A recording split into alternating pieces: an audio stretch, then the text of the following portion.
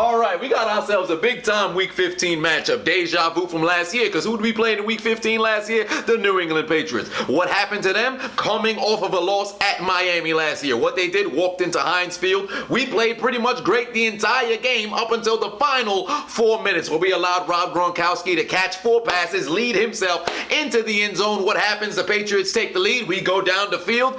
Jesse James into the end zone. Is it a catch? Is it not a catch? Regardless of what the deal was, we don't know what the hell we want to do offensively. Big Ben interception inside the goal line. We ain't talking about last year. However, this year, you have Miami defeating New England last week. Miracle play. Coming back into Heinz Field. And you already see how the Patriots do not like to lose consecutive games. So our backs already against the wall. A little bit different than last year, because we were coming off of how long was the streak we were winning last year? I believe we won 9 consecutive games going into Week 15. This year, we're losing 3 consecutive games, all right? So it's a little bit different coming into this particular game. But the blueprint to beat the Patriots remains the same, and it's always going to be the same. Number 1, shut down their run game. Number 2, establish your run game. Number 3, generate a pass rush with just your front 4. Number 4, attack the middle of the field. Number 5, control the clock and keep Tom Brady off the field. Bottom line, that's it. Oh, let me add a couple of more in there. Don't shoot yourself in the foot. What does that mean? That means penalties. That means turnovers. All right? And it means busted coverages. Those 3 things. 6 in total. Those 3 are attributed to just don't shoot yourself in the foot. Those are our 6 key factors to possibly win this game. I'm not as confident in this game as I was last year. Little bit of a difference.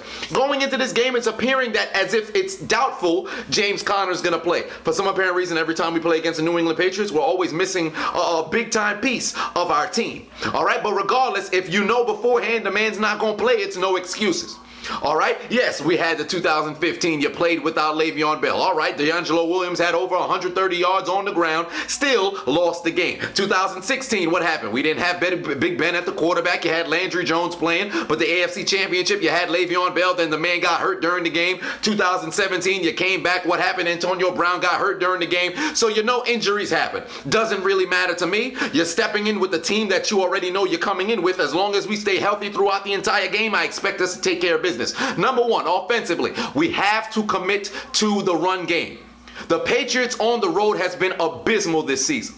Abysmal. The first half, they always start slow. You have a couple of games where they played well on the road against Houston. That was in week 1. Outside of that, I believe it was only against the Jets, but that was very close throughout the first half. They haven't started fast. So what we need to do is go in there, run the football tomorrow, commit to the run, and try to get third in manageable situations.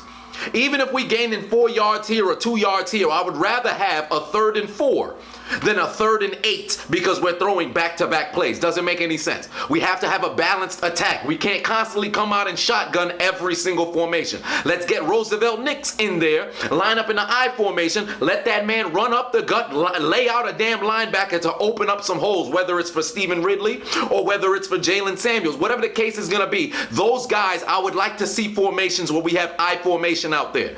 So we have some fullback help to help that man. Let's not forget that Roosevelt Nix went to a Pro Bowl last year. There was a reason for that. Why is he not seeing snaps on the field? We need to play smart football. Number 2, offensively, we have to exploit the middle of the field. The kryptonite for the Patriots defense since Belichick has first showed up and started his regime over there has always been the middle of the defense. They do very well disguising it. That's why they've been so successful. This year, not so much.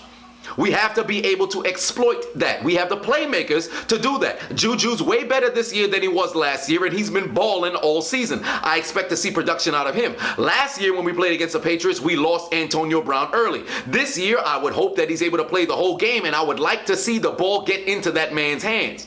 You've seen coverages always roll towards him, especially when we play against the Patriots. They like to have that safety roll over top. If that's going to be the case, let's line up twins formation, bring Vance McDonald out there, have him line up as a receiver. If they're going to roll the safety over top, we run the post underneath. You have the middle of the field wide open. Run a vertical on the weak side of the ball. Then that other safety, the free safety or the strong, whatever the case they're going to be, they're going to have to make a decision. Somebody's going to be one-on-one or wide open. You have a touchdown every single time. Use your head. Stare at the film. All right, so exploit the middle of the field. Also, run the ball. Third, we have to protect the quarterback. We cannot allow their defense to get sacks on Big Ben.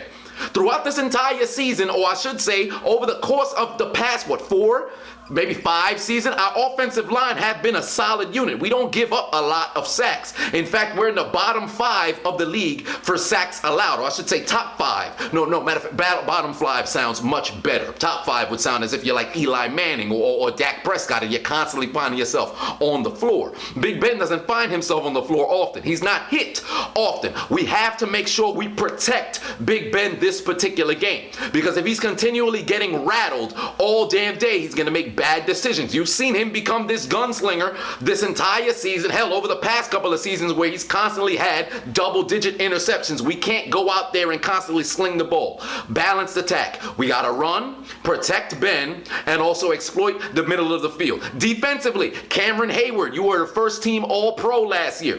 Pro Bowler. There was a reason for that. You were playing as one of the best defensive ends, tackles, wherever the hell you line up in the league. I need to see that. All right, Stephon Tuitt, I need to see the exact same thing. TJ Watt, the exact same thing. Bud Dupree, they like to have you on the edge. You're always blitzing. Or I should say you're always rushing, because sometimes it's not a designed blitz. You just go with the 4 when they're rushing the quarterback. I need to see penetration from just the 4.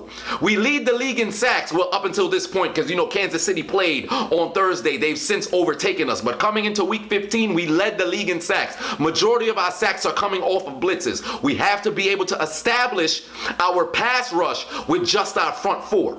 Moreover, whenever we play against the Patriots, we get slaughtered in our secondary because we constantly play zone defense. What we like to do is blitz, and we'll run zone behind. We can't do that.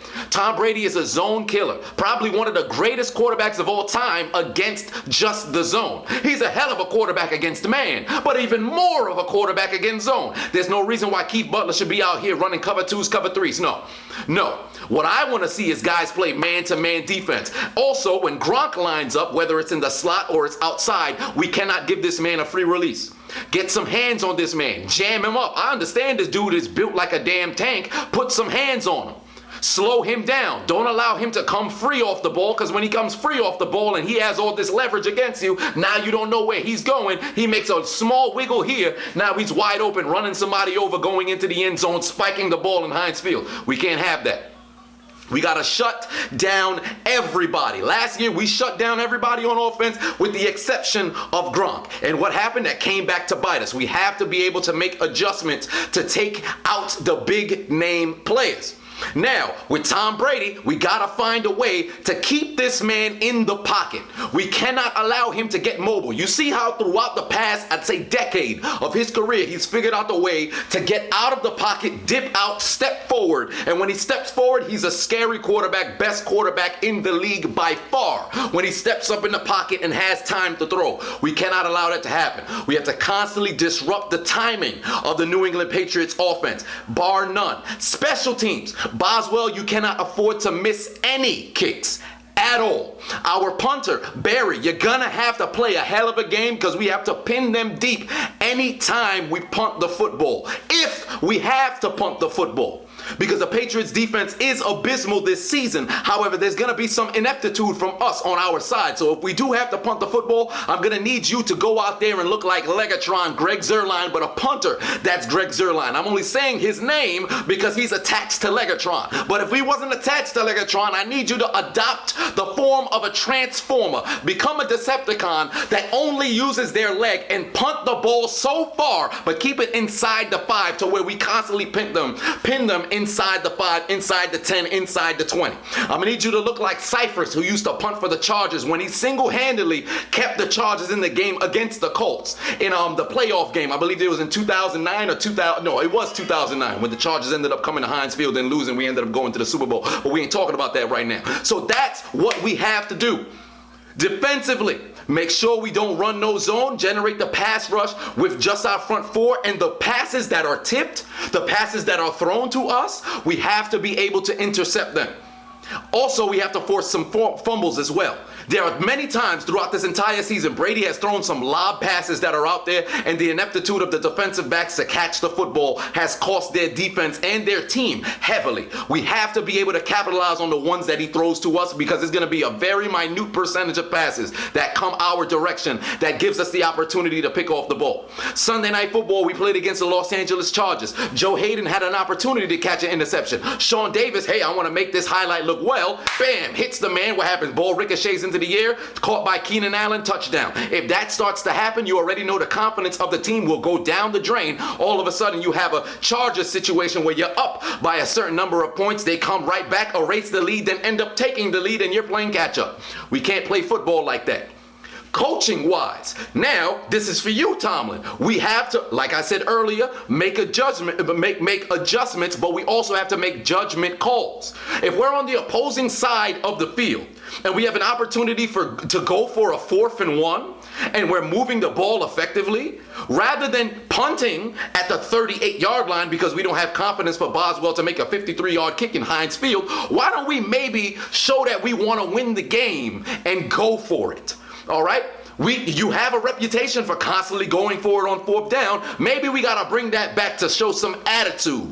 All right? When we're in the goal line sort of situation, inside the 5, inside the 10, we have to run the football because teams don't even believe we're trying to run the football. I can't tell you how many times I've seen us come out in a shotgun formation inside the 5-yard line. It makes no sense.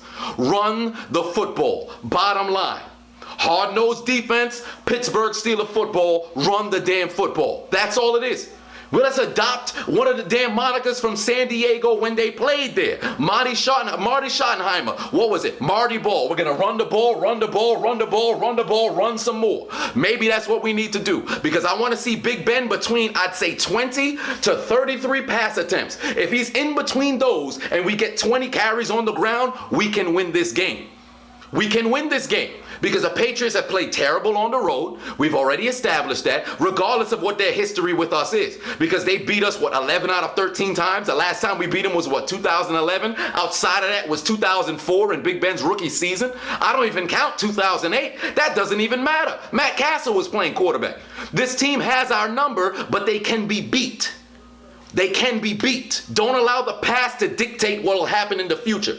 Look forward, tunnel vision, all right? Because this is our playoff hopes over here. Not only fighting for the division, because Baltimore's right there. But even if we were to lose our lead in the division, now you got to fight for a wild card spot. We don't have the luxury of being like Los Angeles or Kansas City, where you're so high with your record, even if you lose a division, you're in the dance. We lose this game. We lose 4 consecutive games now going on the road to New Orleans. When you already know the 6th seed is still up for grabs, we have to win every single game. So guys better nut up and shut up. There's a reason why I'm wearing the 84 for Antonio Brown. I need a huge game out of this man. Every time he plays against New England, or I should say, like I said earlier, they rolled the coverage there, but for some apparent reason, I have a gut feeling he's going to show up this particular game and show why he is the best receiver in the game. Moreover, he's going to make a statement, and I need him to go out there and prove me right. It starts with our offense. Control the time of possession, run the football, play Pittsburgh Steelers style football, and have some attitude, have some pride. All right? You're playing in Heinz Field. They're going to play the Renegade a couple of times. You better go out there like some crazed dogs, like Lawrence Taylor once said. Have some pride. All right? We have 6 Super Bowls inside of our facility. We are arguably the greatest franchise of all time.